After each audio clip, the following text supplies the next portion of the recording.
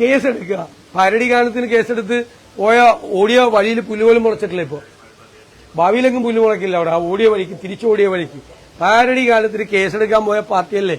ഞാൻ പറഞ്ഞല്ലോ, ഇവര് ഇടതുപക്ഷമല്ല, തീവ്ര വലതുപക്ഷമാണ്, ഫാസിസ്റ്റ് നിലപാടാണ്. അതാണ് ചെയ്യേണ്ടത്.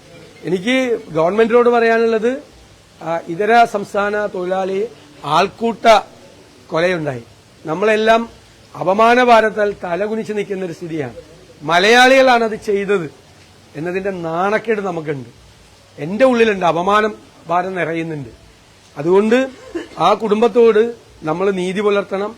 കുറ്റക്കാരായ ആളുകളെ കർശനമായി അവരെ ശിക്ഷിക്കണം. ആ കുടുംബത്തിന് ധനസഹായം നൽകണം. കുഞ്ഞുകുട്ടികളാണല്ലോ.